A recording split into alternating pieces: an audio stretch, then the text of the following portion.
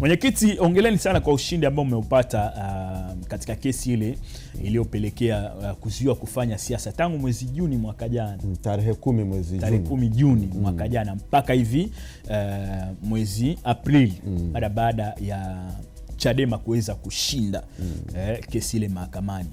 Katika hili nani hasa anastahili pongezi? Jopo la mawakili la Chama cha Demokrasia na Maendeleo Chadema au muhimili wenyewe wa mahakama kwa kuhakikisha kwamba basi haki inatendeka? Kwa kweli hichi kifungo kilikuwa ni kifungo batili. Kilikuwa ni kifungo haramu kabisa. Na kwa kweli tunawashukuru mawakili wetu. Ile timu ambayo ilikwenda Dodoma kwa ajili ya kusikiliza hii rufaa iliongozwa na senior wakili Mpale Mpoki pamoja na senior wakili Dr. Rugemeleza Nshala ambaye ni mwanasheria mkuu wa chama chetu. Ilikuwa timu ya wakili kama 7-8 hivi. Tuliipa jina, tuliwaita the Delta Force. The Delta Force. Sasa walifanya kazi nzuri. Nyuma yao walikuwepo mawakili wengine ambao walikuwa wanafanya kazi za utafiti, kwa maana hizo research mbalimbali. Na kwa kweli tunawashukuru kwa kazi nzuri walioifanya. Hukumu ilivyotoka wote tulisikia.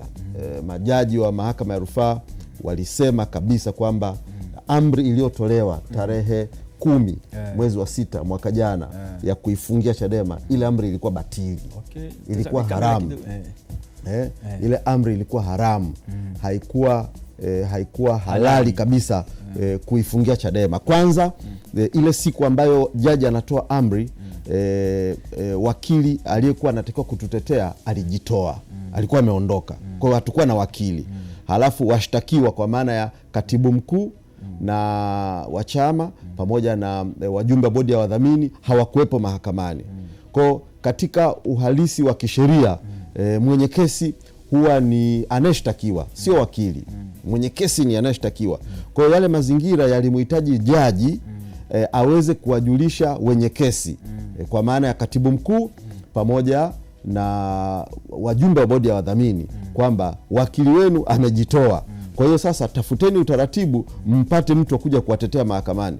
Sasa jaji akiwa analielewa jambo hili liko wazi kabisa, akaamua kuendelea kuhukumu.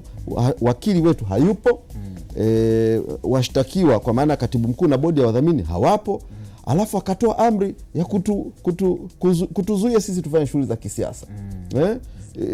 Sasa sisi tulishalalamika mapema sana kuhusu mwenendo huyu Jaji Mwanga. Tuliandika barua kwenye tume ya majaji, tukapeleka barua ile Dodoma tukilalamika kwamba huyu jaji huyu mwenendo wake huyu haendi sawa sawa. Mambo ambayo ni obvious kisheria, mapingamizi ambazo tulikuwa mawakili wetu wanapeleka, alikuwa anapeleka tu hivyo kwa namna ambayo sio utaratibu ambao unatakiwa kwenda.